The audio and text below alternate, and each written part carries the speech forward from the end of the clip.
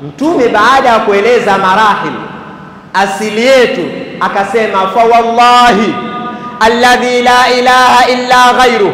Mtume anasema naapa kwa yule ambaye kwamba hakuna Mungu isipokuwa yeye, inna ahadakum la ya'malu bi'amali ahli aljanna hatta ma yakunu bainahu wa bainaha illa dhara' fayasbiqu alayhi alkitab fayamalu bi'amali ahli an-nar fayadkhuluha. Tunakasema hakika moja wenu atafanya amali za watu wa peponi, masha Allah, 5 salawat, anatoa sadaqa, ana muamala mzuri, ana maneno mazuri, yuko karibu na Allah subhanahu wa ta'ala. Mtume anasema mtu huyu itakuwa hajabatisha kuingia peponi isipokuwa dhiraa, lakini kukaribia kuingia peponi fayamalu bi'amali ahli an-nar, mtu huyu aje afanye amali ya watu wa motoni, fayadkhuluha, apate kuingia katika moto.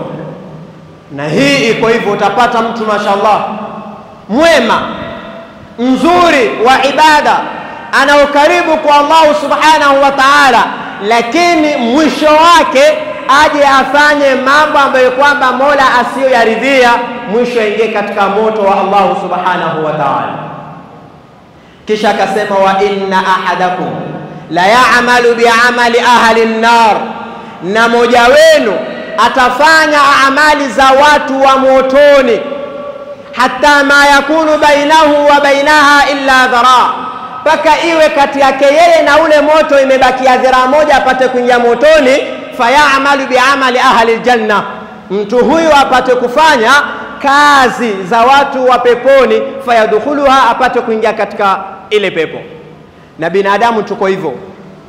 Leo ni watu wangapi ambao kwamba labda wamdharau, labda unamuona ni asi, labda unamuona hafai, lakini mtu yule mwisho wake yeza akafanya amali ambayo kwamba anaridhia Allah subhanahu wa ta'ala na akaingia katika pepo. Ndo hapa Mtume akatupa mafunzo. Hapa ndo twatoka kutofautiana sisi binadamu na daraja zetu.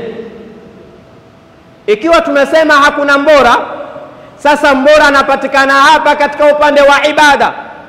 Ikiwa tumesema hakuna kufakhiriana baina yetu kwa sababu asili yetu ni moja, basi tutambue kuwa mbora anakuja upande wa ibada. Inna akramakum inda Allahi atqakum, hakika mbora wenu mbele ya Allah subhanahu wa ta'ala ni mcha Mungu. Na hapa inakuja katika suala la kufanya ibada binadamu ulimwengu mzima.